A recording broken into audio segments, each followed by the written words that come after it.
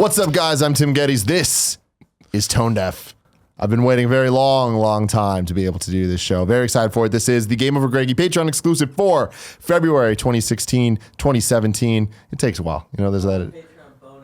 Your Patreon bonus episode. There's been a lot of changes this year. We're still working out the kinks, trying to figure this all out. Tone, thank you very much for joining us. What up? You are very influential to what Kind of Funny is and will be, I think. So to be able to sit down and talk with you like this it's going to be fun. We're looking at an hour of an adventure here. All right, I'm looking forward to it, man. Thanks for having me here. You know what I'm saying? Mm-hmm. I'm a fan of these guys now. Yeah, that's the cool thing. I love it. I love it so much. So that's the thing is like I've been following your work for over a decade at this point. Huge fan of you and all the collective and all the stuff that you guys have done. And everybody at home knows that by now because I talk about it so much on every show that we do and everything, every single video and whatever it is. There's always something. But for this, what I want to do is make sure that we're hitting all the spots here because I know that a lot of the people that are listening to this are not familiar really with you, with your music and with who you are. So I want to make sure we're not getting too lost in the weeds of the like minutia and weird like, nerd shit that like, these people just don't understand. Because I want to give them breaking down the RGB values of the baby blue. Exactly. I want to make sure that it's a top level enough that like they can understand. Gotcha. But at the same time, I do want to dive deep into the Q&5 Blue Schooler. Like I get the opportunity to ask you questions. What do they want to know type shit. So it's going to be kind of a mixed bag. Okay. So just putting that out there for the viewers so you understand what you're getting into. I'm excited. I mean, to start off, like, who are you? My name is Tony Rojas, but I'm more commonly known as Tonedeff on the interwebs. I've been recording and producing music for quite a while. I put out my first solo EP in 1997, started an independent record label called Q&5 Music, and we've released, as Q&5, we released over 40 releases, and unfortunately, out of those 40 releases, I've only released 2 albums at this point. Long story how that happened. But I put out my first album in 2005 called Archetype. You can check it out. It's on iTunes. And I just recently, after 11 years of a hiatus, I put out my second album called Polymer. So if you are a fan of singer-songwriters, I'm the rapper for you. If you are a fan of really technical rapping, I'm the rapper for you. If you're a fan of genre mashing and alternative music like synthwave or shoegaze music, I'm the rapper for you. I try to mix all these elements and make something new that nobody's ever heard before, but still kind of keep it, to me and personal. Yeah. So that's in a nutshell. That's what I do. And it's fucking fantastic. So the visuals that we're seeing behind us is the artwork for the 4 EPs that make up the new album, Polymer. Yes. This was the second one, Demon. Earlier we were seeing the artwork for Glutton. So for anybody that's like, why is there just a naked woman behind us? It's like there's reasons to it.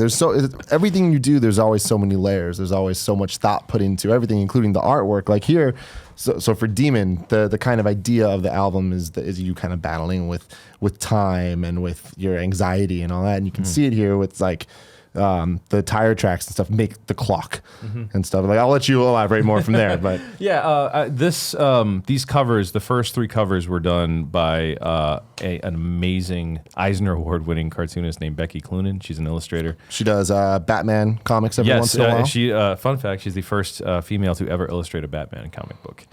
Just recently, so sexist. I'm glad she's making moves. So this would be the Hunter cover. This is the 3rd one she did. She did a cover for a group that I work with called Cunning Linguists and an album called The Piece of Strange, and I fell in love with it. And I heard of it. I started researching her work a million times. Piece of Strange is incredible. Go check that out. So I fell in love with her artwork, and I reached out to her to see if we could work together on something. This album the new album is a 4-piece collection of EPs. Each EP had its own style, its own theme, and its own sort of vibe to it. And each one needed a completely different cover to kind of justify their existence. And each of the EPs is another portion of my own personality. So this would be the cover for Phantom, where it's this a person who's not really in control of their life, and there's this kind of like horrible, black cloud floating over it, controlling all the pieces of them and manipulating them. So where's your self-control start? That sort of thing. So the Jenga man, all these little somebody who can easily fall apart. You know what I'm saying? And like who's really in control of these pieces. So that's kind of the level where I try to take all of my my artwork, and I was happy to have her kind of collaborate with on these covers. This particular cover was done by my high school friend Brian Christopher. This is the only one that was not done by Becky Quinn. Kev, can you go back to the first one? So then, what's the story of this? This is from the cover for the first EP, Glutton from Polymer. Basically, this album dealt with my sort of the black hole that I was living in for a little while, and when I rock bottomed, essentially with my sexual addiction issues and all that. So, which you can hear about on the GameOverGreggy show that Tonedeff was on. Yes. So that it's symbolized with.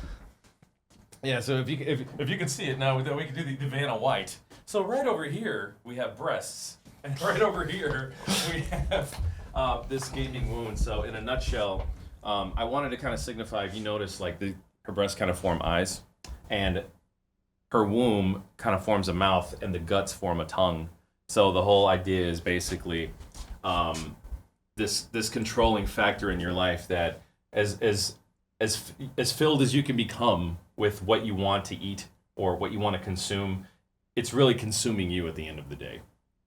So the more consumed you become, the more you are consumed by what you're consuming. And so you can't really see it right now because it's just partial. So that's you eating this with a knife and a fork. You see the eyes in the back. It's sort of like that deep, dark sexual id. So, I mean, all of this it's so ridiculous, but that's kind of why I fell in love with your art from the beginning. And I don't even want to say I fell in love with your music because it's so much more than that. Like, I feel like you pay attention to every single aspect of the experience, right?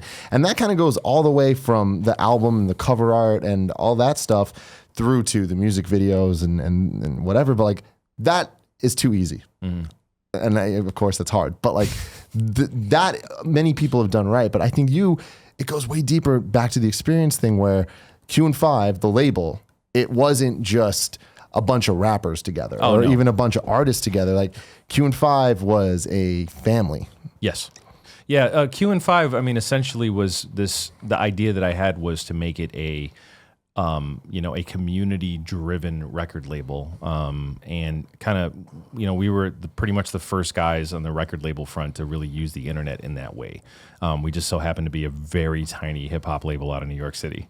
You know what I mean? And when we were starting to do our releases and using message boards and things like that to release our records and do the shows the way we were doing them, nobody was doing it in that space. So a lot of people gave a shit for that. Like, we were routinely called netsees and internet rappers and dismissed and not really kind of given any sort of credit. So it's hilarious now to see that every artist ever, their entire career is based off their online presence. And that's the ironic thing about the whole thing is that you guys, you're the slogan for Q&5, one of the many, was 5 steps ahead of the game. Yeah.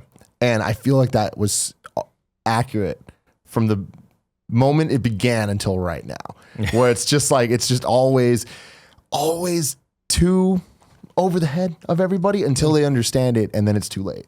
Yeah, there was always a degree of that, like how far can we take the conceptual stuff, but at the same time, like how can we kind of keep it open ended for like laymen, to kind of come into it.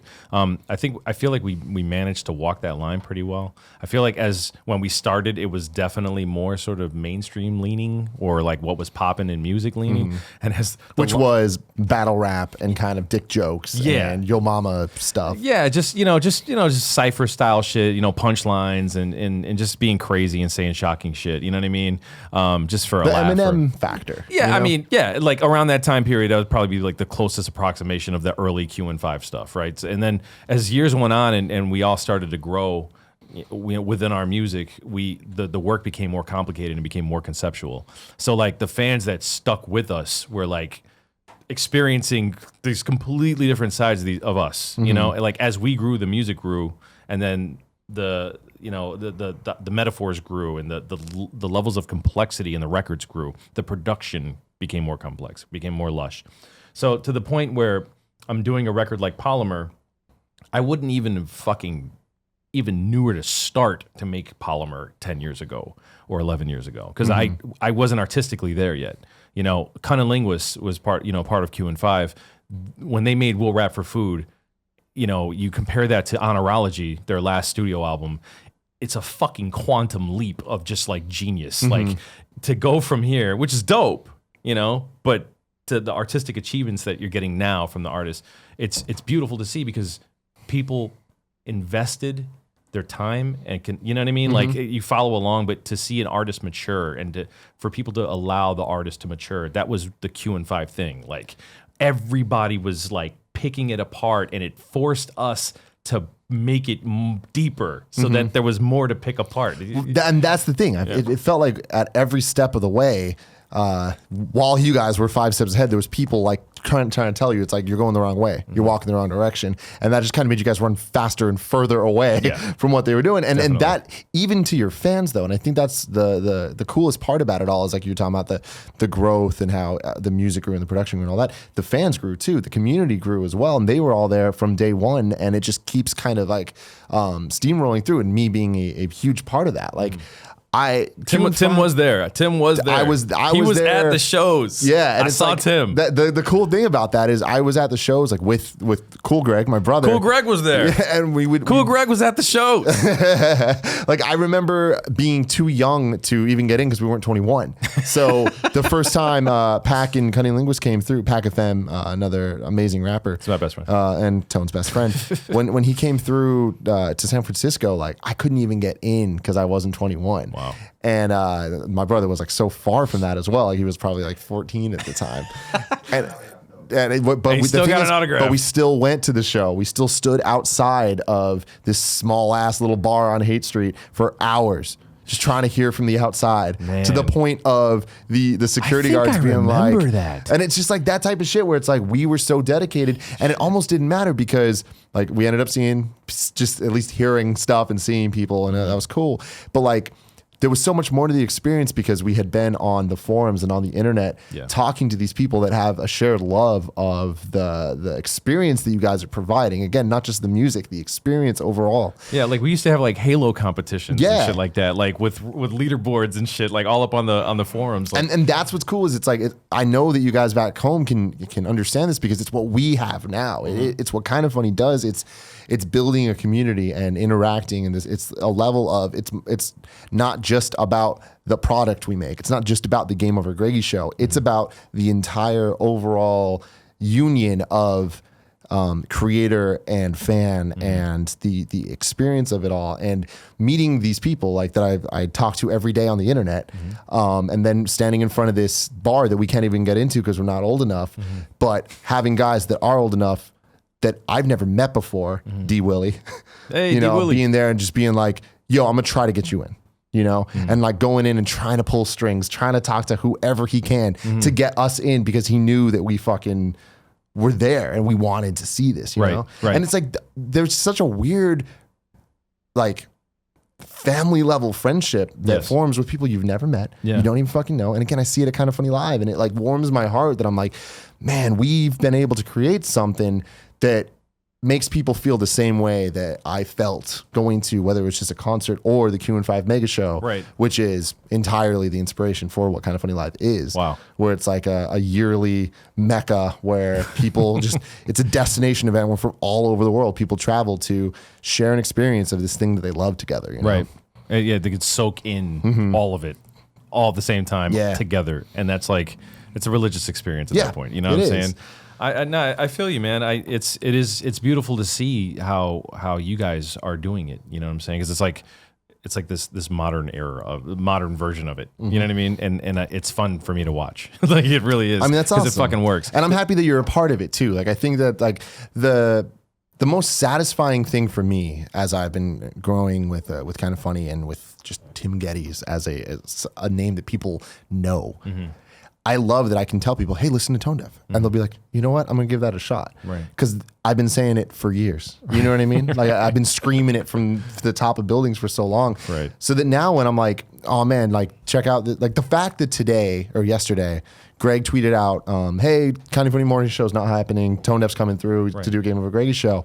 And all the responses are just, fuck yeah, man. Oh, I love Tone. This is awesome. I'm like, holy shit. That's awesome. You know, it's like, Thanks. this is crazy because like the amount of times that I've like literally begged people to listen to They're your like, music. ooh, yeah, shut the fuck up. Shut You get know, out of and here. it's, yeah, exactly. It's like, it's so, It's rewarding. I feel like I'm able to give back in a way that it's mind blowing. And I really appreciate you guys for trusting me enough to be able to recommend something that I love that much, you know? No, thanks, Tim. I appreciate it, bro. Yeah, it of really course, is. dude. It means a lot to me. I mean, it's trippy. You know what I mean? To see like how you've made a real concerted effort to kind of put people onto my work, and I'm so fucking appreciative. I remember the first time that I saw you talk about me. I think it was I forget what the top. I don't know if it was like best rapper or best Favorite rapper is what it was. no, it was like musical experiences. It was even before that. Oh yeah, you're right. Yeah. Yeah, and he told this whole story on the show about like just, you know, like I think it was like a mega show story. Yeah, must have been. And like it was so touching for me because I've seen you at the shows, and it's like to see you in a position where you can kind of like tell your story to your own audience.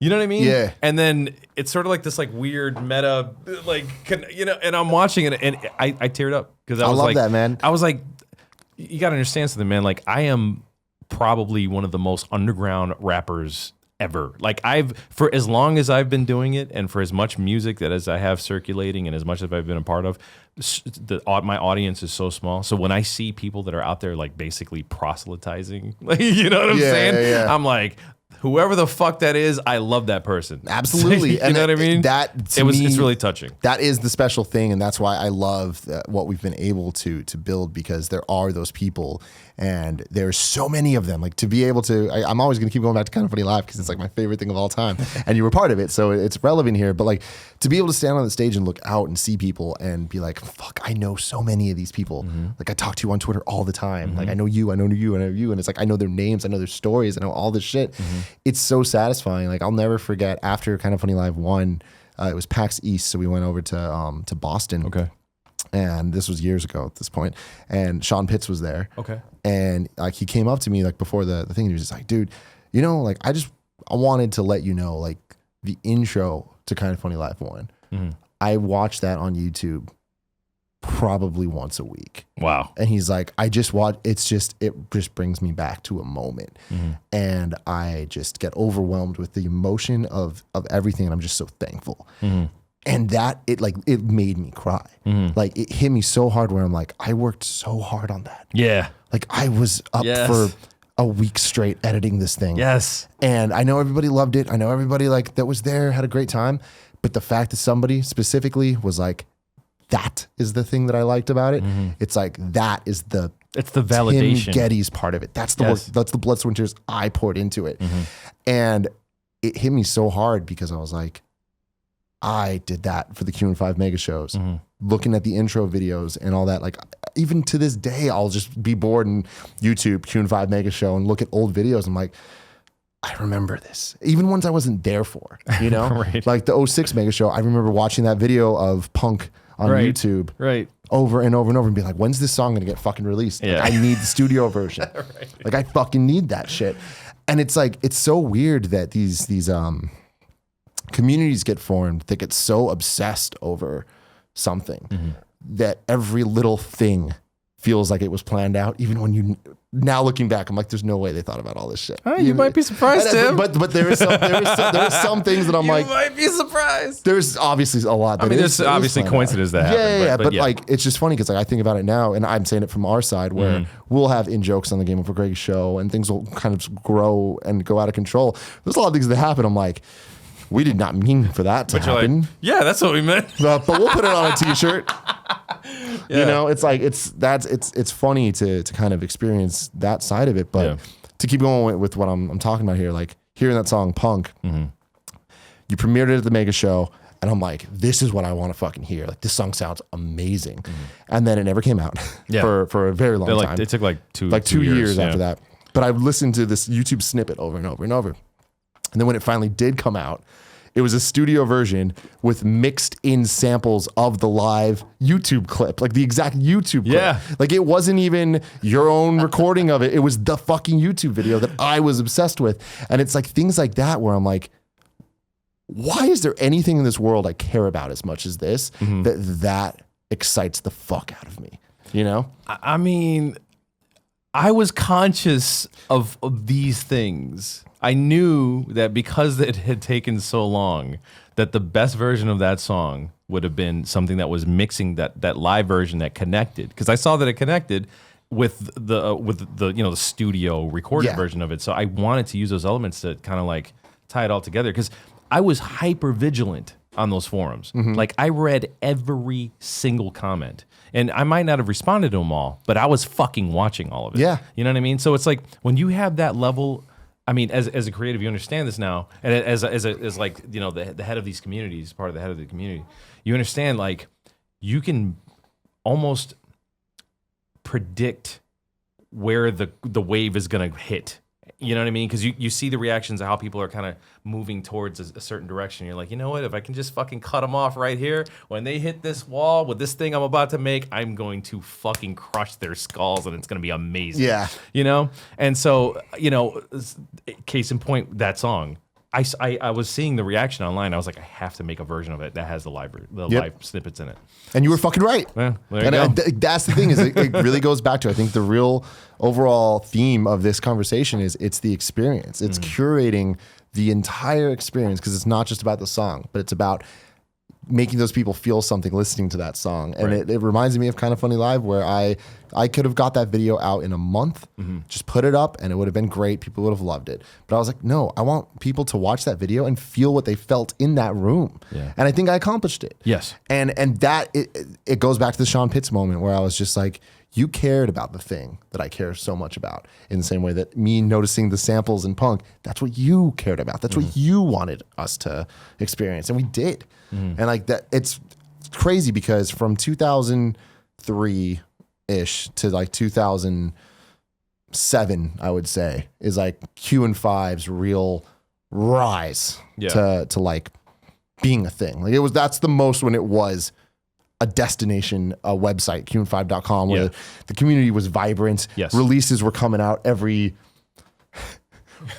often enough 8 months or something. So there was something to talk about, right? Yes. Whether it was getting hype for the next thing, or getting hype for a video, or hype for an event or a tour or whatever, there was always like something building. And there was a lot of growth in that time, I think, for the community, where as people, because as the music was growing, as you guys as artists were finding your voice and trying to understand the stories you wanted to tell. You were talking about Cunnilingus and that stuff earlier. Their earlier albums were exactly what we wanted at the time. It was like dick jokes and battle raps and stuff, and I fucking loved their first 2 albums. Right. Then they came out with A Piece of Strange in 2006, and I hated it. Hated it. It was like, what the fuck is this? Like, you're trying way too hard to be deep. Like, I don't understand it. It's going over my head. The production is way too like loose and clean at the same time. And like, this is not the fucking battle rap shit that I signed up for. This isn't the circus beats with the boom, you know. Exactly. It wasn't that. It wasn't that. No. And then I grew up, and I think it's a crazy thing, because it was really the first moment that I realized that Q&5 was way more important to me than just the music, and even just like the experiences I was having, because I realized that you guys knew what I needed before I even did. Not even needed, wanted, you know? And then when A Piece of Strange, and I mean, like, even Archetype and all that stuff started coming out, it was like, wow, like, I thought I wanted this stuff, and even once I got this new stuff, I still was pissed off with a pitchfork. Right.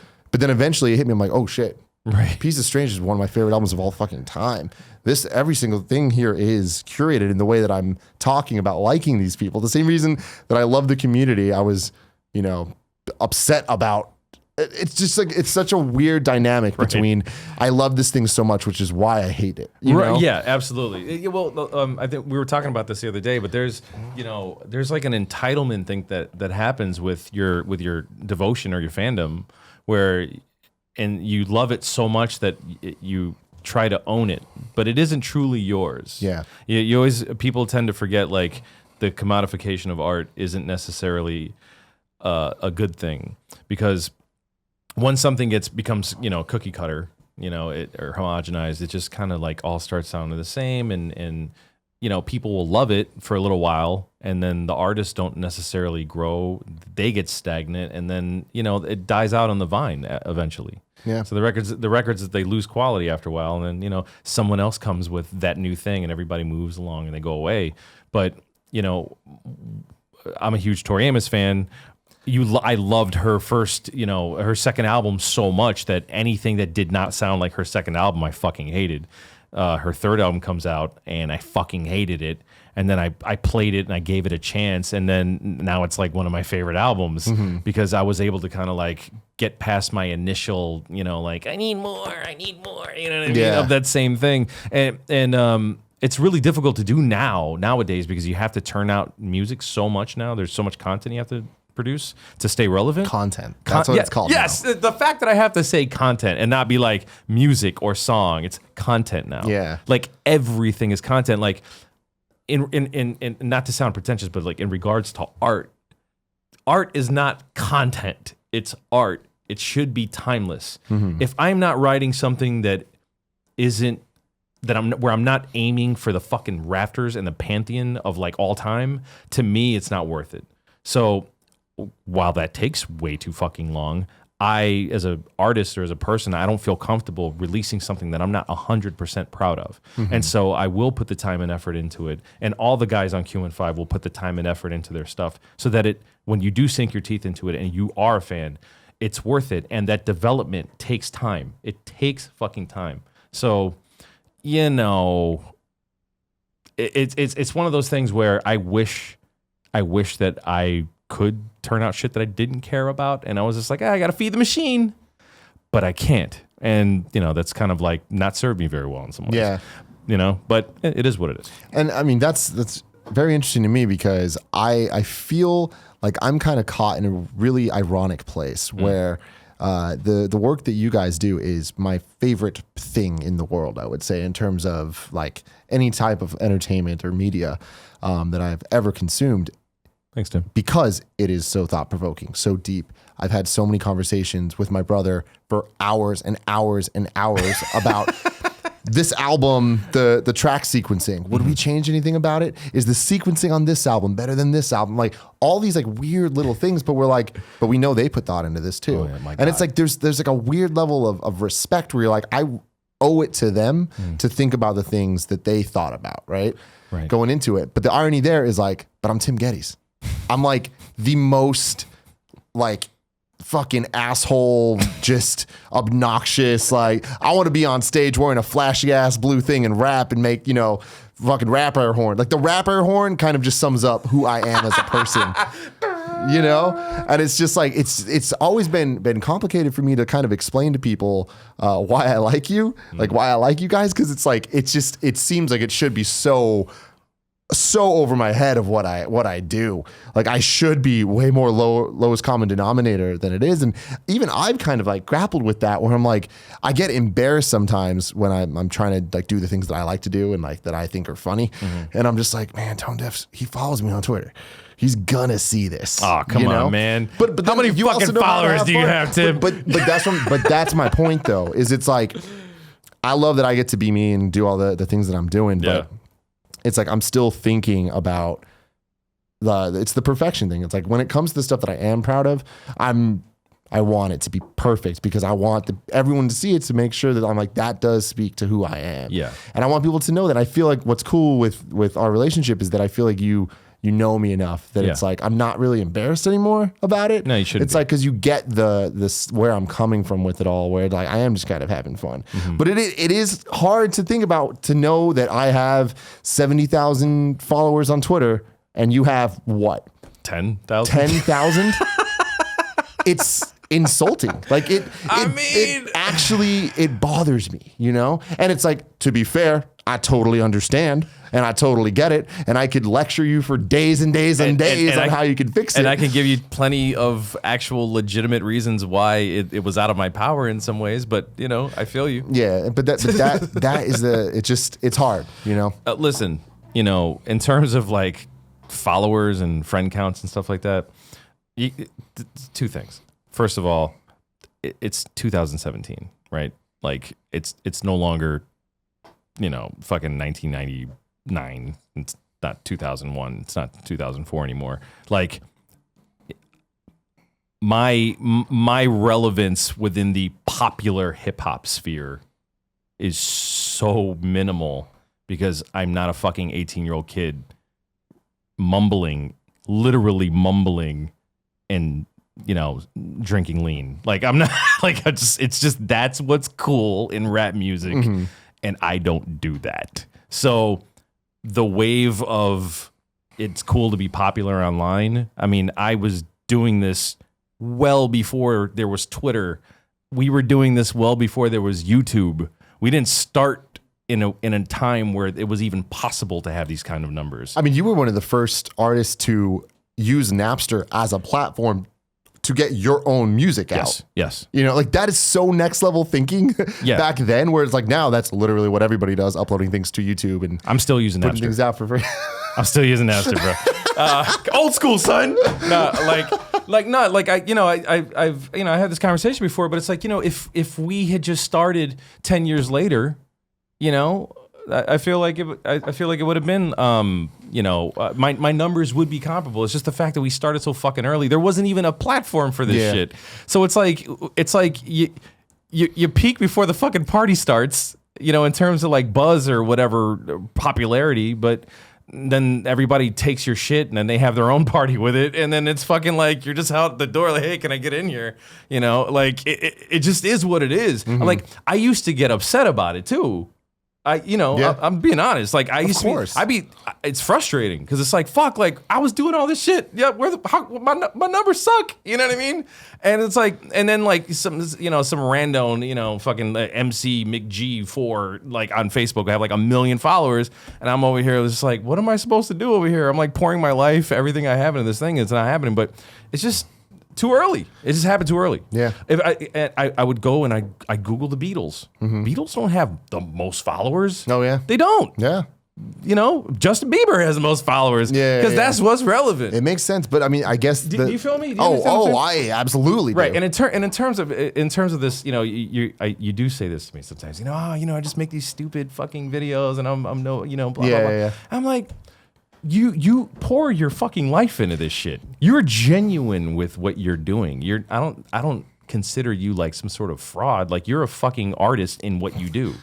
So even that, I'm like, huh. You know what I'm saying? I do appreciate that. I really do, and I just think that it's. I'm very, very humbled and honored that I get to be me, and like my job is to be Tim Gettys, and like I get to be the real Tim Gettys and the Tim Gettys on camera doing the whole "What's up, guys? I'm Tim Gettys" thing.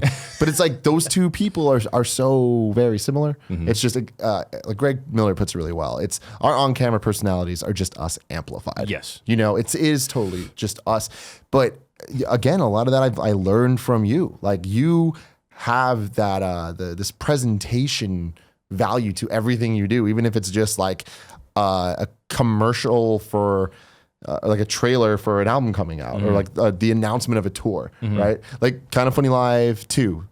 I put out, when we released tickets, I put out a trailer that was just me getting people fucking hyped, epic music underneath it. And I'm just like, yo, we're fucking doing this shit. We're about to tear shit down. It's like, I would have never done that had I not seen you make hype trailers for the mega show. It's like the way you think about every aspect of it has always been so impressive to me.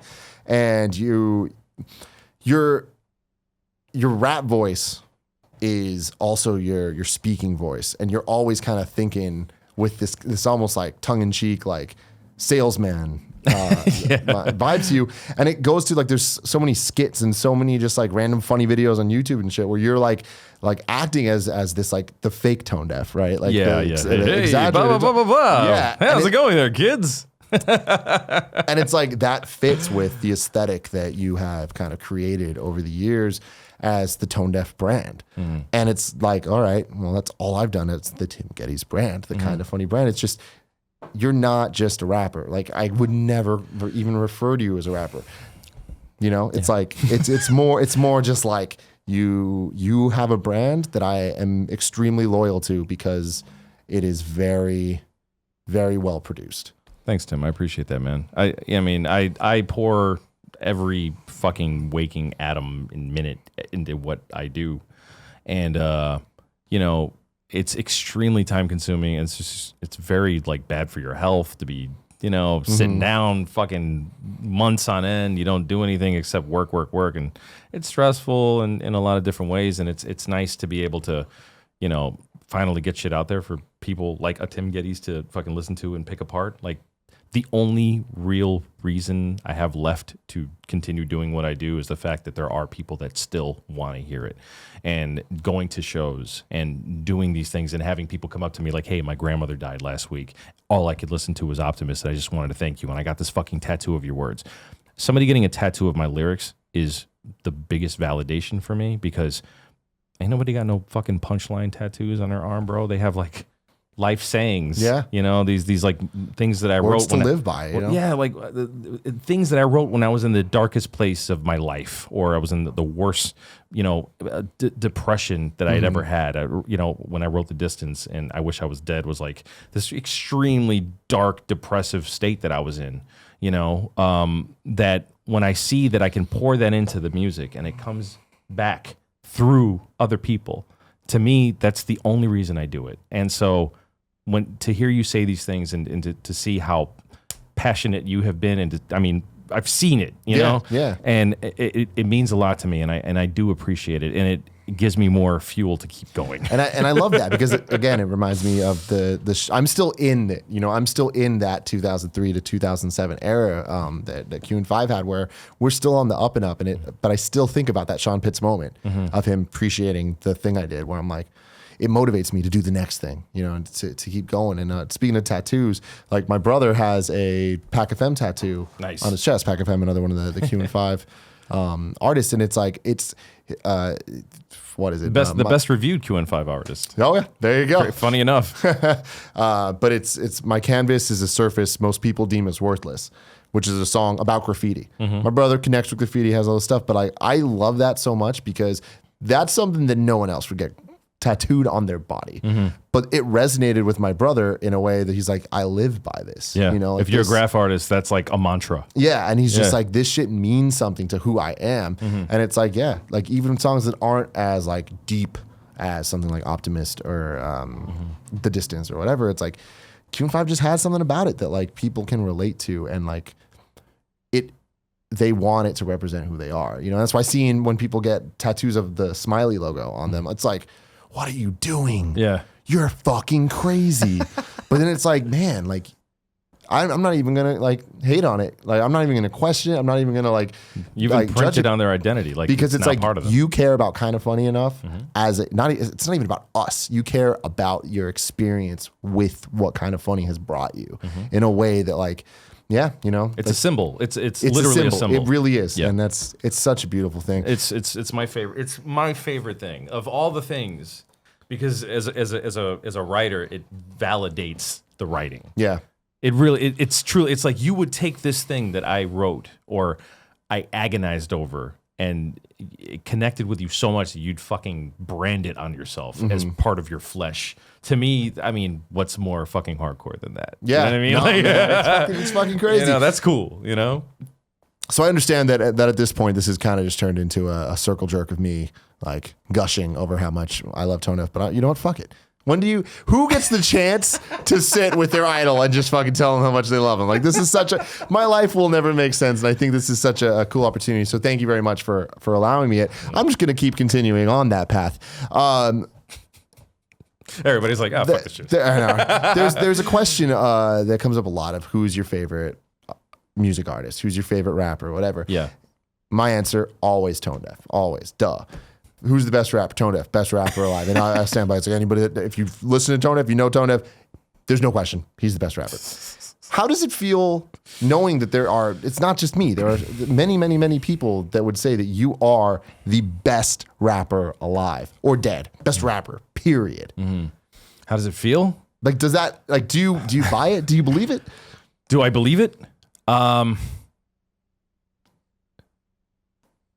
know, okay, I'm going to say this as diplomatically as possible.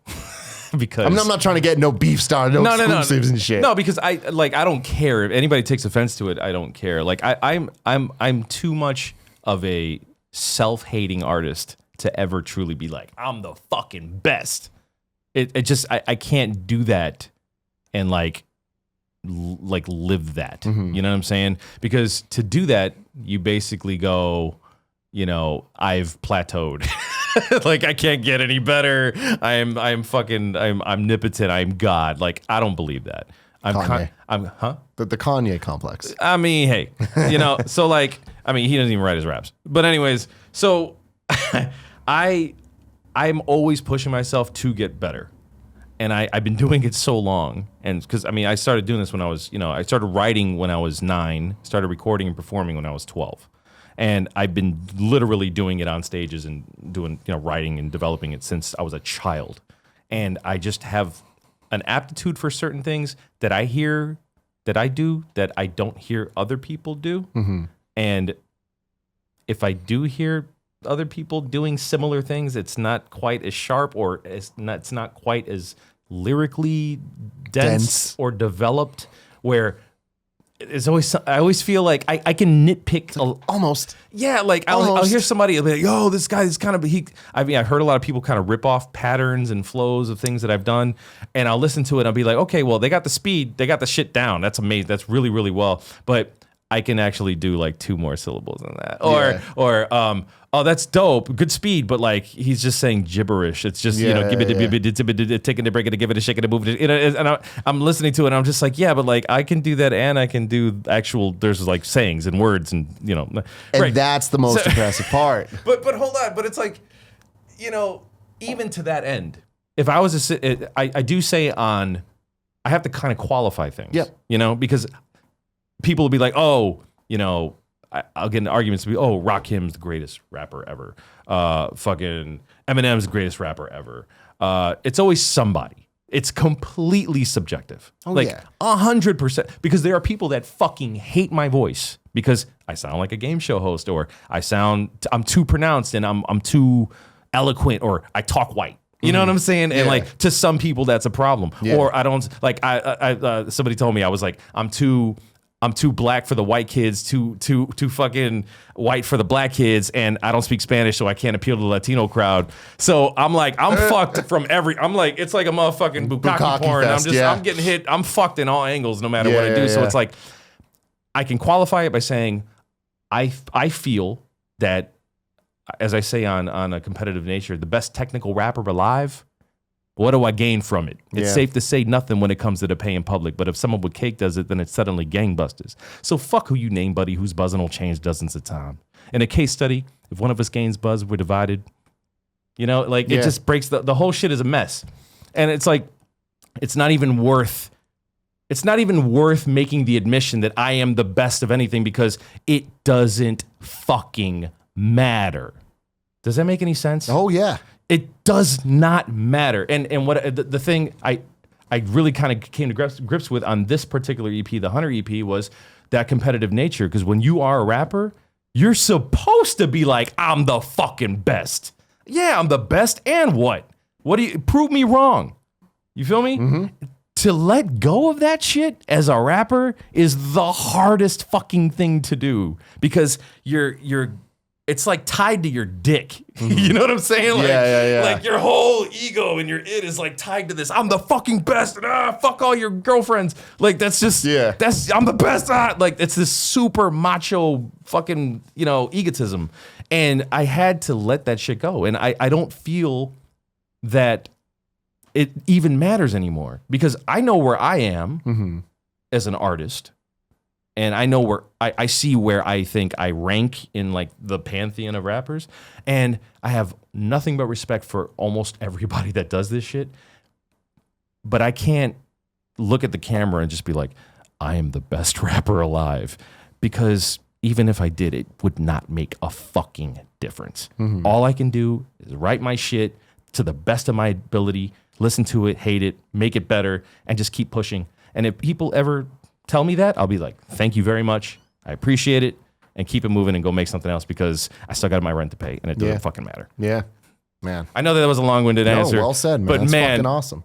That's one of those things that gets my goat. It bothers me.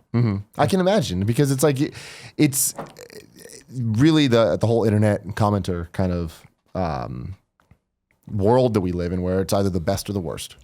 You know what I mean? It's like that's all that ever matters. It's like bullshit. This is the best superhero movie. This Civil War fucking sucked. Civil War is fucking awesome. It's not. Oh, Civil War is pretty good. It has to be. It's the extremes. You know what I'm saying? Yeah, and it's like that. It's sort of like this. You know, I'm sure you've encountered this.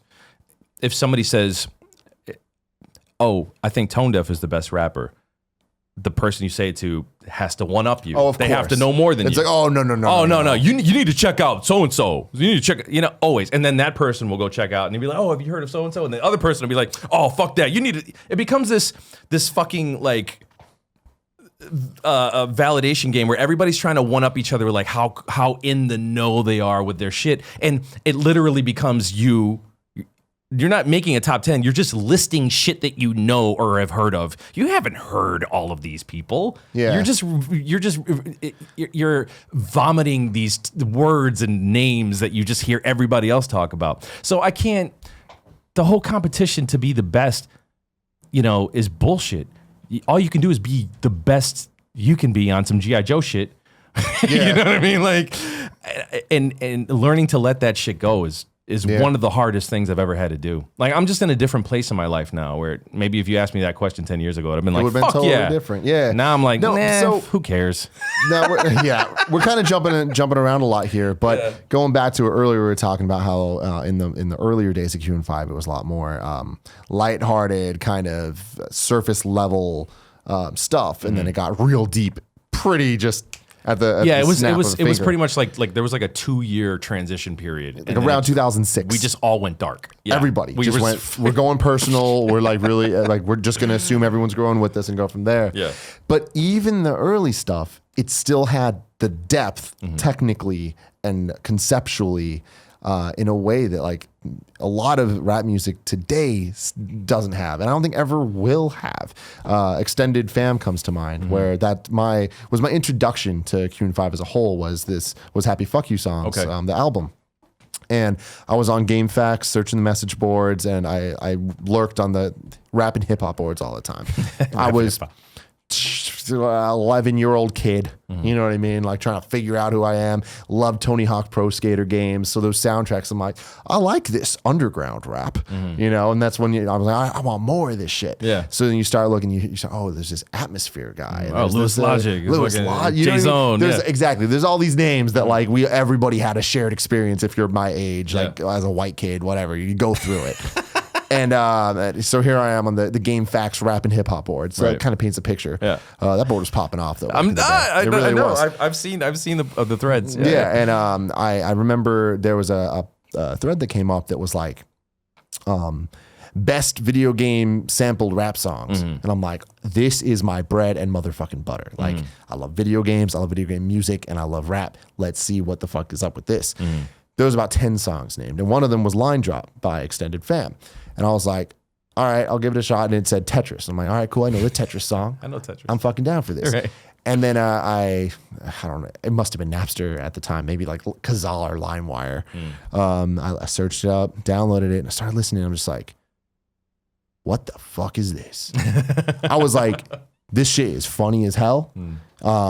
This shit is interesting, and like there was something about the way it was produced, not just from a beat level, but just from like how the voices sounded presentational. It sounded like they were doing like you guys get compared to, well, you specifically get compared to Eminem a lot, right? And that's because I used to. You used to. I think it's over time. It's done. Nobody compares me to Eminem. Yeah, well, and he's went a bit more pop. As he's gotten more pop, you've gotten more obscure. The more he started screaming, and the more like the less. Ironically, the more he started singing.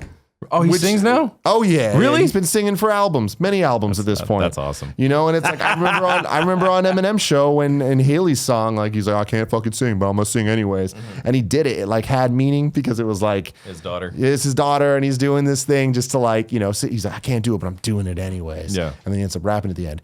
You were singing back then, and you were singing back then. I asked for watermelon gum earlier, and then it came. It fucking happens. Cool, Greg. Sorry to interrupt. No, but I remember you. I mean, you've always been singing on tracks. It's not something that just started happening. Right. Like your rap music has never just been rap music. It's defied genre to the point of not even needing a genre, right? And you sang on so many songs. And I remember like when there would be just like sing. Oh, I'm blanking on this. Like songs that were only sung, no rap in it. Yeah. I was like, oh, what a waste of a Tonedeff song. You know, I want to hear this fucker rap. You know, and it's like you go through those phases. But then now I look back, I'm like, man, those are some of my favorite songs. And it's just like you grow with that shit, right? Yeah. But that was obviously the number one criticism of you back in the day. Oh yeah, I sang too much. You sing too much. I you sang know? too much. Yeah. And everybody was on that shit. And then now it's just so funny to see Eminem singing with Bruno Mars. And that's what makes him more popular than he's ever been. And I'm like, ugh, all right. I mean, look, it's thank you so much, man. It's one of those things where, again, it used to really get my goat. Yeah. You know, it's just, I'm at a point where I've kind of had to sort of accept my lot in life, where some people are just here to sort of stir the pot. Yeah. Maybe I'm one of those guys. I'm not sure.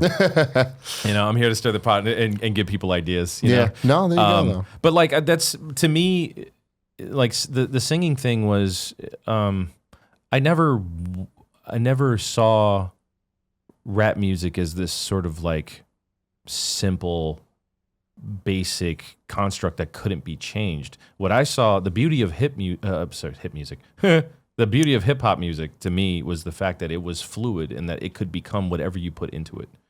You see? And so you took it as far as humanly possible to the extent that I'm sure a lot of you guys don't know this, but rap music has a structure to it.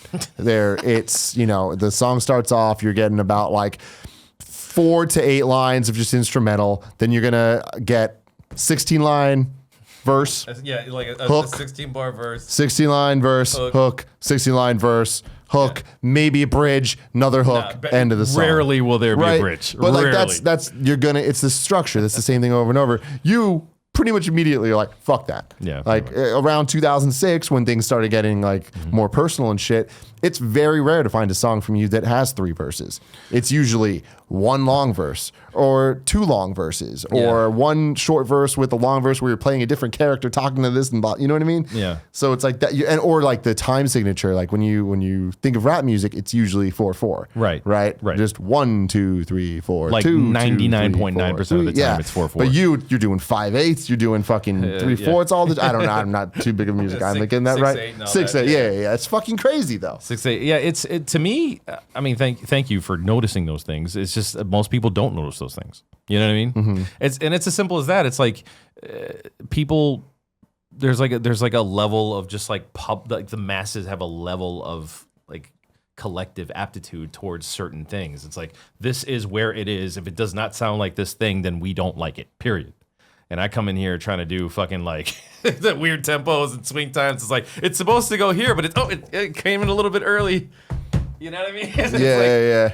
But anywhere else around the world, I mean, those are like, that's their pop music. But for some reason in America, we're very fucking fixated on a 4 on the floor and the straight 4/4. Where on my first release, I'm on a Tony P. I had a 6/8 song. I had a song where I specifically made it a point to try to rap over different time signatures.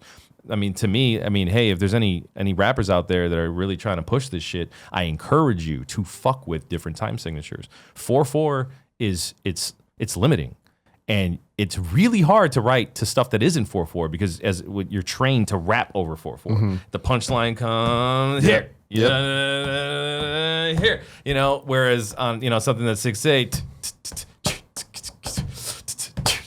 the punchline comes here. The punchline comes here. Like you have to kind of like shortchange your verses. Competitive nature is it's a 12-bar loop. So like it's not a typical rhyme structure. Would be like set up punchline. This is set up punchline. So there's an extra line. And if you were trying to rap a regular 16-bar verse over it, you would be offbeat. By the end of it, the beat would still be going, and you would be like halfway done, and it would sound completely wrong. Yeah. And so to learn how to attack those kind of beats and still make it feel natural, that's the fucking challenge. That's where hip hop needs to go. And I never saw the limitations. I still do not. I'm still pushing it because that's the fucking beauty of hip hop. It's supposed to change. It's supposed to be fresh and innovative. And I hate how fucking sheepish the hip hop general, I don't even want to call it hip hop anymore. It's just this general rap fucking pop orgy that is going on. It's like a bunch of Me Too's. And it always has been, It always has been. But there was a much more open interpretation of hip hop when it was younger. Mm-hmm. When it was younger, there was still a lot of room for expression. Everybody loves to talk about the golden era. Oh, the golden era was like Tribe and De La. Yeah, it's like this certain time period from, late 80s, early 90s, it like started here and it ended, with like Biggie getting shot or whatever the fuck, And like, the reason why that golden era exists, the thing that nobody likes to fucking mention is the fact that you could turn on BET and MTV when there was videos, you could watch in the same hour Onyx, which is like hardcore hip hop, like grimy, I'm gonna shoot you in the face, and then the next video is fucking Tribe Called Quest talking about Bonita Applebum, and then immediately after that it's Public Enemy with some Fight the Power, and then you know what I mean? Yeah. Like there was such a fucking spectrum. All the styles were represented, and something happened after gangster rap really kind of hit mainstream, and the labels kind of were like, "Oh, that's the white kids love this shit. Let's put this is the only thing that we're gonna be putting out here." Everything just kind of turned to that, and you could only blow up by doing one style of music. So all the facets are lost. All those facets are still there, but they're in underground hip hop. Yeah, and it's impossible to find any of that shit. Exactly. I mean, luckily, and this is something that I've kind of like said a bazillion times on these shows, but like I'm lucky that I grew up in an age where I was not watching MTV for music. I was not looking at TV to tell me what to like. I was going on GameFAQs trying to find the music that I was like. Right. I knew I liked underground. I knew I liked Tony Hawk's Pro Skater style hip hop, right? Right. Like I knew I liked that. So Right. I sought it out, and then I found it, and then I found Q&5, and then I went deep into that, Right. For what we were just talking about the different time signatures and you being creative with the rap music. I think a perfect example is the song Demon from this EP. Listen to it and be open to how different it is, and try to understand how it differs from any rap song, and just try to understand how where the lines end, and like where the next one starts, and the verse, and just even the structure of the song, and that's just the surface level of it. It's not even talking about the content of what you're saying and like what you're doing in that song. And just do me the favor and then tweet at me. Let me know what you think about it. Check out Demon. I hope you like it, because it's some next level shit. That song to me is it's tough to grasp, and I think that's the best compliment I can give to you and your music, because when Archetype came out, Tonedeff's debut EP or LP back in 2005, it was the beginning of who you are now. Yeah. But still early, still learning how to do it. I was in my mid-20s, man, trying to figure life out. Yeah. It was still just a collection of songs, and it's like there's a through line to it all, but it's like, I'm sure now if you were to change what Archetype is, there'd be a lot of differences. Yes. I probably at this point, I stand by the record, obviously, because of course, it's the album. But yeah, I would definitely change some things on Archetype. But on Archetype, the problem with, in retrospect, was I was trying to please two audiences. Yeah, I was trying to kind of appease these backpackers that were the gatekeepers, basically, for popularity in underground hip hop. If Fat Beats didn't like your record, then you were pretty much nobody cared about you. So I had to kind of walk the line where I'm like, do I put out Porcelain or do I put out, Disappointed? Yep. And hard. and the hip hop people are like, nah, none of that singing shit. I'm like, okay, and I put it out and like fart in church. Nobody gave a fuck. You know what I'm saying? Yeah. But then as the years went on, I talk about this in the documentary actually. As the years went on, Porcelain, the song where I'm singing, became the song. The most popular. You know what I mean? Song. I mean that's the thing is like I'm recommending you guys listen to Demon, and once I finish my point, it'll make sense. But with Porcelain is the song that I think you should listen to because it is the opposite of Demon. Yeah. At this point in 2017, back then the singing shit was like taboo and weird. Now that it's normal, I think Porcelain is the easiest gateway drug into Tonedeff and the quality and why you should like him.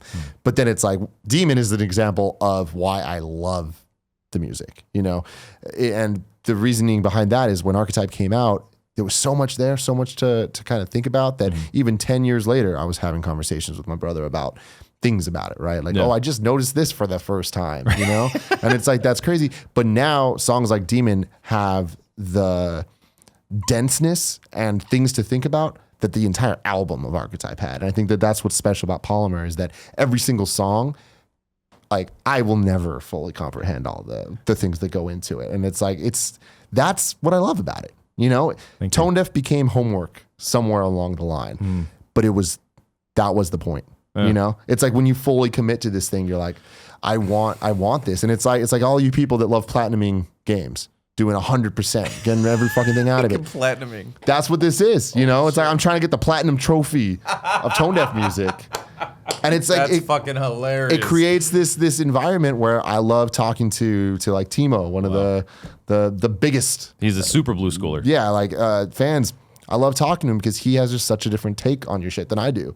And hearing him talk about it, I'm like, I never thought of that shit. And that is part of the experience. It's funny because I've gotten to know a lot of the blue schooler community. That's the Q&5 community. The blue schoolers are the best friends of yes, of Q&5. the best friends of Q&5. Yes. Yeah. So I've learned a lot about them just over the years and communicating with them, and I'm Facebook friends now with a couple of them. You know what I'm saying? And I generally, I'm kind of reclusive. I don't like to come out very often. Like, this is one of the few times you'll see me out. If I'm not at a show, I'm usually in my studio. Working. Like, working on something or wanting to kill myself. Same thing, some would say. Yeah. So, like, he and I, like, we've noticed that, like, we have this sort of weird cyclical behavioral link where he's in this similar behavioral state or he's in some similar depression that I am. So like when the song gets released, like he's in exactly the same place that I am in some fucking weird cosmic. It's weird as fuck. Yeah. He'll be like, "Oh my God, I needed this today because I felt blah blah blah." I'm like, "Dude, that was me last week. Like, what the fuck?" Yeah. And like we're like, "Oh, it's like the same experience." And he's British. Like, it makes no sense. No, it makes no fucking sense. Small town called Bristol. Yeah. And it's like What? whoa. And see that bringing it back to me with this, it's like that's what makes even less sense. Is you're dropping all this fucking emo depressed shit. I'm having the best time of my life. I'm like, I fucking love everything, but the music still connects with me because it's not my story. Like I don't need to be like relating to it to be able to appreciate There's it. the thing. I mean, I appreciate that. Like a song like Demon, right? You appreciate it, and you highlighted that song. That song is essentially a manifestation of a panic attack, because everybody was doing fast raps, and I was like, I tend to rap fast and here and there, but there's no justification to rap fast. And that always bothered me. Like, why are you rapping? You're just doing it to fucking show how fucking cool you are that you can do it. It's like, it's a feat or a trick. And I used to do that, I don't want, when I set out to make the Demon EP, that was the whole point, was to make a record where the fast rapping was justified. There was a reason, a narrative reason for it to be there. What is more necessary to like how do you better demonstrate an anxiety attack than a fast rap? You wake, your fucking everything is collapsing on top of you, you're stressing out, and your heart is literally racing. I mean, that's your heart is so it's like up in the morning, my heart is speeding, it's just like it's right there with you. And that to me was like the best way to convey that feeling, because I suffered from panic attacks for a while, and so like I don't know. I think it's important to know that even if you're in a good place, that these songs may not resonate now. And I hope that it's never at a point where you're like, I fucking hate my life. Yeah. And, it may connect later. There's certain records I can't listen to that I'm like, it's too happy for me right now. And maybe when you listen to it later and it connects with you a different way. But like, I pray to God this record connects with you, Tim. Yeah. Because this shit, I mean, it goes there. Yeah. And I needed to do it just because I needed to do it. But like, I appreciate that I made it in a way that you could still appreciate it, even though it's dark. Yeah. Does it make any sense? Yeah. Right. And I mean, also to be clear, I'm not even just talking about Demon. I'm talking about Polymer as a whole. Oh, okay. Polymer as a whole, yeah. Like I'm talking about like pretty much every song except for competitive nature. Some of the Hunter songs, I would say, they're just, it's so dark. It's so dark. And I'm not dark. Like I bet there's some darkness. I'm like, there's some shit. There's some shit in there. But like, I'm like bright neon blue is kind of like where I'm at, in life, pretty much always. Yeah. But I think that it's very special that these songs do still connect with me, and it does allow me to kind of I think it's made me a better person. It's made me realize that other people are going through things that are that difficult, and to see people connect, and like even people in the Q5 community, like not everybody was happy. In fact, most people aren't happy. So it's like being able to connect with them and understand like these different points of view in life. That's what's special about them. Like that's why art is made. Yes, 100%. I agree with you. Like, the genre as a whole, like I'm constantly talking about genre because to me it's sort of like, you go to high school, dude, everybody's dressed a certain way. Although those are the goth kids. Yep. Oh, over here these are the ratchet ass fucking trap kids. They only listen to trap music and they fucking those are like the Drake girls. Like these are the fucking the Justin Bieber girls. You know what I mean? Like you can just tell how easily people just divide themselves up into these little camps. Like this is where my head is, and they're little tribes, that occurs in the rest of the world, like all day, every day. So it's like the fact that you were able to connect to Q&5 stuff, all that says about you is you listened to guys, all of these dudes, every single one of the guys that were on Q&5, they wrote their lives. They were not pretentious. They never said that they did something that they didn't do. They didn't brag about shit that they didn't do. They didn't have fake fucking characters that, these fake personas or, it's life music. And so if you, as you noticed with the Blue Schooler community, a lot of these fucking people are super genuine. They're just like good people that are just living life. Yeah. And I feel like that was the common thread for all of the artists. We were all trying to change music, but there was nothing put on. Yeah. And when we changed, that's what happened. We were growing up as adults, and that's what happened in the music. Yeah, and I mean, looking at the lineup of all the artists that have ever been on Q&5, like it's so funny how different each and every one of you are. Cunning Linguist as a group, they are definitely like more it's more like a soul vibe. Soul vibe, yeah. And then you got Pac FM, he's the New York motherfucker. Oh yeah, right. Totally. He is rap music. Yes, he is New York hip hop. Yeah, yes. Like boom bap. That is fucking what you're dealing with. Like he's golden age hip hop. Yes. Then you got Substantial. It's way more jazz. It's way more like.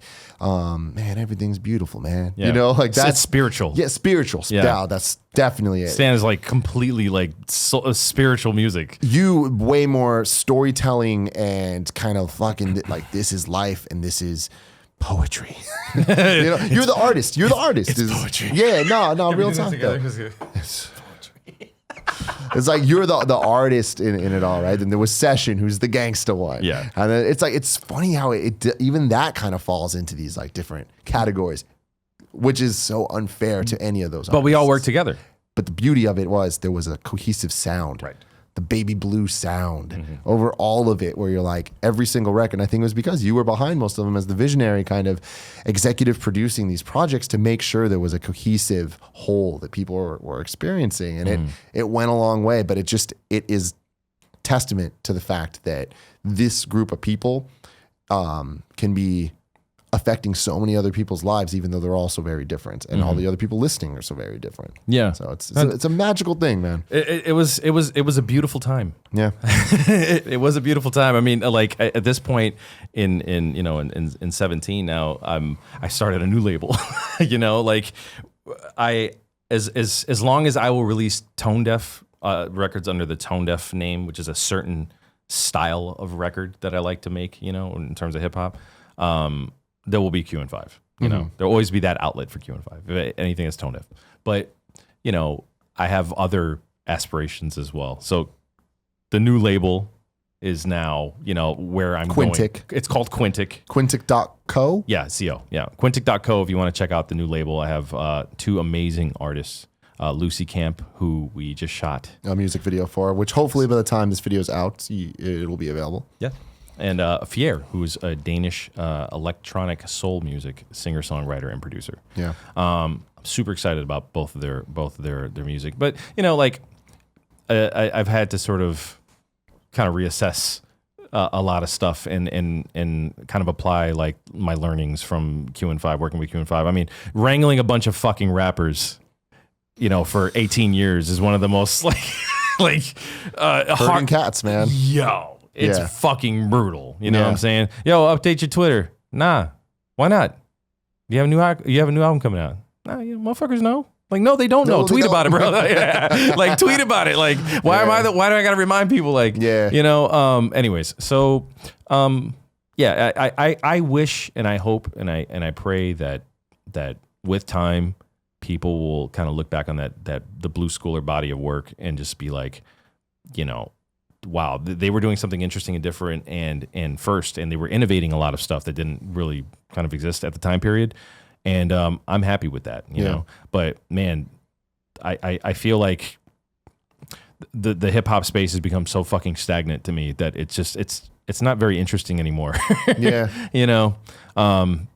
So I'm constantly just kind of trying to push myself to find ways to keep myself interested and engaged with making music, And so like on stuff like Polymer is more so just a cathartic experience to kind of figure my life out. Does it make any sense? Yeah. No, for sure, man. So okay, so we're wrapping up here, but I would be doing a disservice to the Blue Schoolers listening if I didn't ask a bunch of questions about some stuff. So feel free to not answer any of these questions at all. I know what the fucking first question is. I know the first question. It might not be the first, but I gotta fucking ask. It's been long enough to being silent. Okay, ask me whatever you want. Okay. So, are we ever going to hear all the things we haven't heard? Are we ever going to hear any of Picasso? Are we ever going to hear Human Highlight Reel? And I know they're in very different levels of release, or Mecca's album, or all these things that like we know exist in some form. You won't hear Mecca's album. There is a 10% chance you'll hear Picasso. And I only say that because there are some developments on Sessions End that I can't talk about, but I know about that might make it relevant for him to actually do something. Wow. So I hope so, because honestly, that was my favorite production that I did the entire time I was producing for all. Wow. No, Session was the pickiest motherfucker with beats ever. Like nothing I made was good enough. No would throw a shitload of beats at him. Like Deacon, Domingo, with nothing. He liked nothing. He only liked the most extremely incredible beats. Yeah. He was super finicky. So this Picasso album, the beats on that fucking record they still hold up. They're like retardedly dope. Yeah. You know what I'm saying? Can I say that? Anyways, so yeah, there is a chance. There's this very small chance. Yeah. As he and I talked about, I was like, what are we gonna do, bro? We can just gonna sit here. And he's just like, let me try this one thing. If this thing works out, maybe we can do it, but who knows? Yeah. Yeah. And what was the other one? Human Highlight Reel. Pac FM is currently on hiatus. Yeah. So I know for a fact, because we were doing our podcast together, I know for a fact that he was working on like an EP. You'll probably see that. I don't really see Human Highlight Reel happening currently. Yeah. He may change his fucking mind. I hope he does, because I'm a huge Pac FM fan, obviously. Yeah. But yeah, what else? That Music in My Head song that we heard a snippet of during the early Polymer days. It's what's crazy to me that people still bring that up. No, but I'm like earlier we were talking about punk, and it's like to me that is the punk of 20 whatever the fuck year that came out. It must be 2012 at this point. Yeah, I don't even fucking know. I think it was 20. No, it was 20. Yeah, it was 2012. But there's something about that beat, that snippet where that shit got stuck in my head, and I'm like, I need this shit in my life. Okay. Yes, you will hear it. Good. Soon. Good. Yeah, you will hear it soon. Okay. Yes. So 2019, mark your calendar. 2038, mark your calendars. I'm trying to think of what else. I don't want anyone to be upset at me for not asking things. Extended fam. I think that is one of the most important elements of all of this. Session is no longer part of Extended Fam. He was just not really interested in doing it, basically. Kind of didn't want to do the first one, to be honest with you. He was always embarrassed by the album cover. It's so funny. I swear to God, I remember there was one time his boys, he had these ratchet ass friends from Connecticut, and they would come through, and he would always, he would take the cover off of the CD so that they wouldn't see it. He'd be like, yo, it's my new shit. And it'd be like, yo, Session, how come there's no cover on this shit? He'd be like, oh, I don't know, I lost it. Like, he would hide the fucking cover, because if you ever look at the cover, it's basically us just hamming with our thumbs up and shit, and he fucking hated that. Because he's a cool ass rapper. He's a cool ass rapper, bro. Cool. He's cool. So now it's just me, Pac, and Substantial. We have all the beats. We've already recorded one song. We're currently writing them. I have no fucking idea when it's gonna get done. They're kind of like on my ass, like, yo, let's just drop that fucking first song we did, just to, like, see if people care. Yeah. And I'm just like, man, don't do that. Yeah, don't just don't do that. Just fucking drop the record when it's done. Oh, man. But yes, there is a second album in the works. Good. Yeah. Good. For fun. Yeah, of course. And it's honestly, it's sort of like a love letter to people that like Extended Fam. And I mean, I think that'd be fucking awesome. Plus, I'm tired of rapping about depression. Yeah, no, that's great. That's great. I want to have some fun. Well, I mean, I guess that's kind of a good question then. Are we ever going to get like Tonedeff music that is a bit more classic Tonedeff? Like, I remember a while ago you were talking about... What is classic Tonedeff? Yeah, I know, right? you were talking a bit more about like an archetype too, or a follow-up to archetype. And this was a couple years ago at this point. But what did that turn into, or will we see something to that level? A follow-up to archetype. I mean, Polymer is the follow-up to archetype. Well, I mean, but I remember... And again, I'm a fucking nerd when it comes to this shit. Okay. When you were first talking about it, you were talking about EPs, and then there was 2 albums you were talking about. Yes. But that was before I formulated the final plan for this record. Gotcha. Okay. So it kind of got absorbed into it. Yeah, and in a weird way, Polymer is a 4-piece release. My original idea was that the Projectionist was part of it, and also Trapezoid was part of it. Because when I did the original plan, it was I wanted to show all these different things that I could do, and it's like Trapezoid is basically a comedy record. Here's my comedic side. It's a comedy record. Like, it's a fucking joke. It's silly. It's stupid as fuck. Yeah. But it's fun, And I wanted to show that too, but it just kind of worked out the way that it did with the final plan and going through the things that I was going through in my life. It just didn't make sense for me to make it that way. Yeah. So I just kept the 4 pieces. I think it worked out well. It is what it is. But no, I mean, there are other things that I have in like the back pocket. But as I've learned throughout the years, not to announce them. Yeah, no, for sure. And to be clear, anything he says here, no one hold him to this. This is just... they're gonna... Yeah, no, but I mean, I think it's like, as a fan, I think it is. There's been a lot of questions, and just knowing like what is the status of something. Like I said, you can ask me anything you want. So mega shows, is there any chance at ever doing like a reunion show? If the fans came together and they did all the work, so that me and Pac didn't have to do it all, which is why we stopped doing them, is because it was me and Pac doing all the work and everybody just kind of showing up to rap. Yeah. Yeah, I would be down to bring it back, but it would need to be like a fan effort. It would have to be the right thing. It'd need to be a fan effort. Like there's no fucking way I'm putting myself through that again if I have to do all the work again. It's just not. I know some guys, so we'll see what we can do. Yeah. So I mean, just casually throwing it in there. This album called Chico and the Man. Is it real?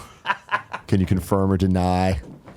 So for those at home that don't know, Chico and the Man has been the album that all the fans are looking forward to the most, probably. It's the Justice League of movies. It's the underground detox. That's what they call it. But I mean, like, jokes aside, Yes. like and again, as top level as possible. Yes. You'll hear What do you want to say about Chico and the Man? What do I want to say about Chico and the Man?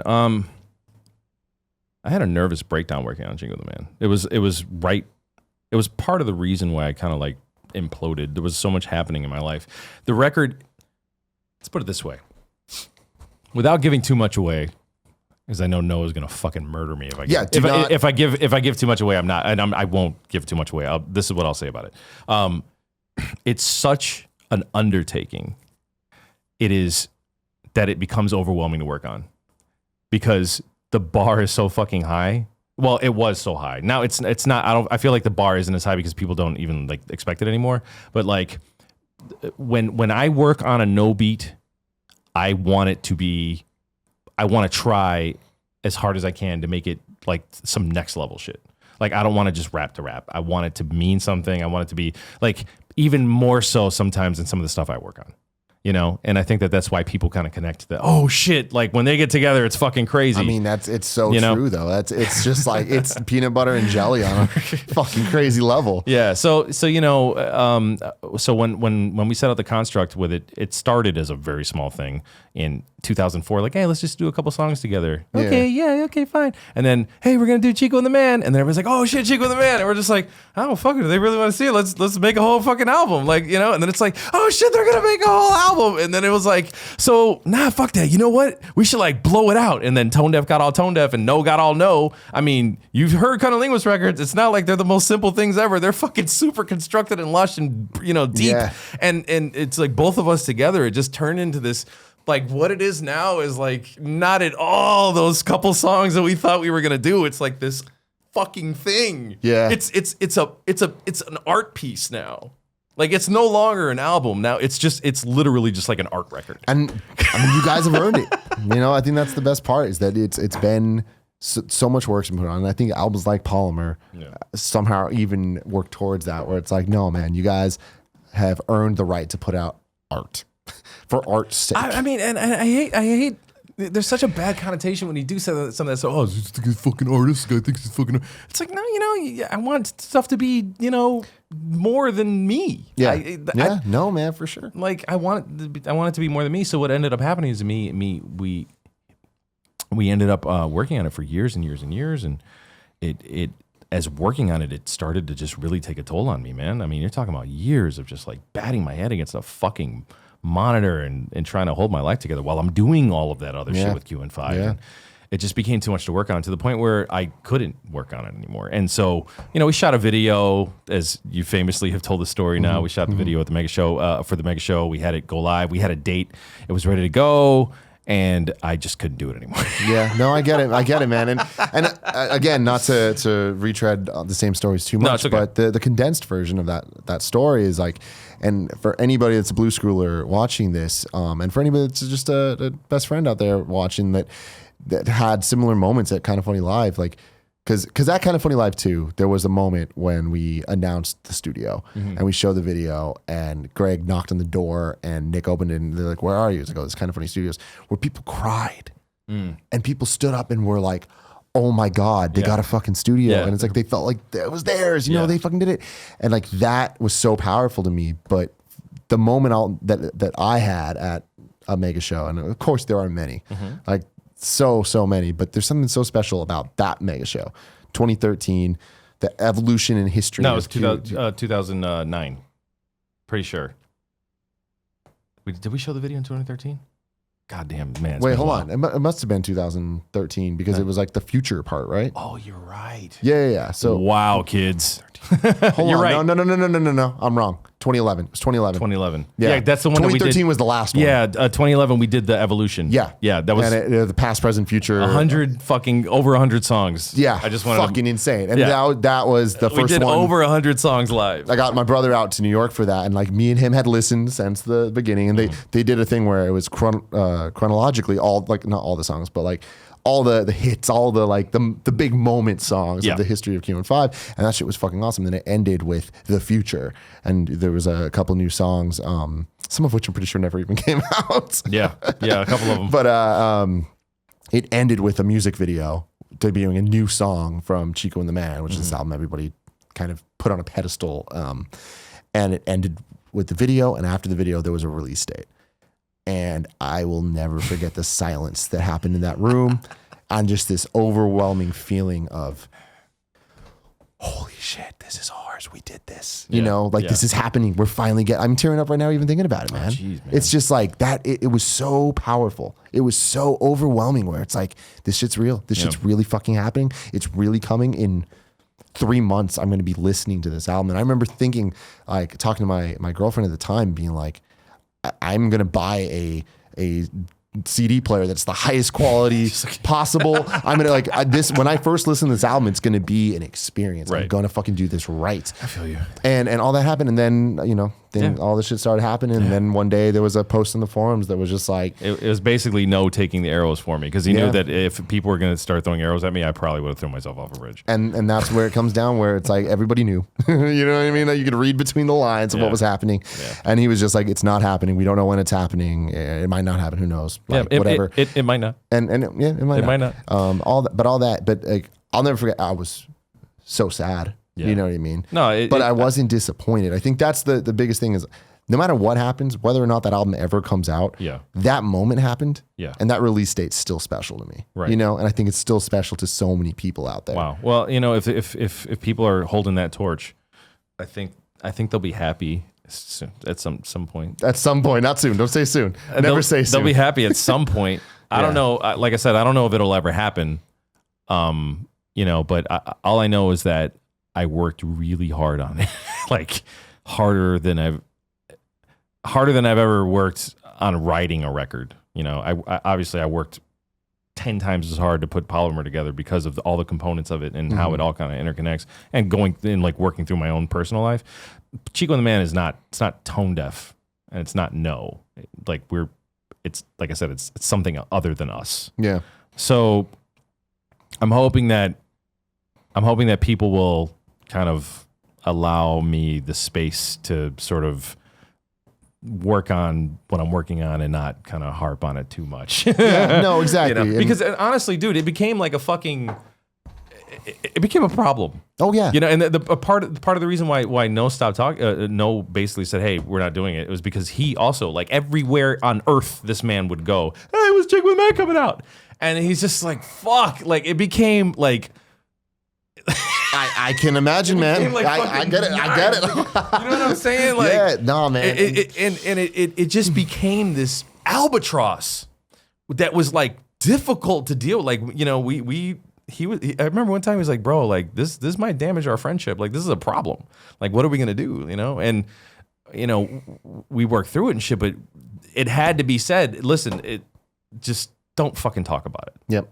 You know, because even now I'll still get like, hey, no, I know, I just and that's worked why on this I feel new bad record. even bringing it up, because I please do just let it die. Let these be the words. See what happens. But I feel like I owe it to people to at least ask. No, I owe it to y'all, because in my fervor, in my anxiousness to get out, it's something that I was extremely excited about.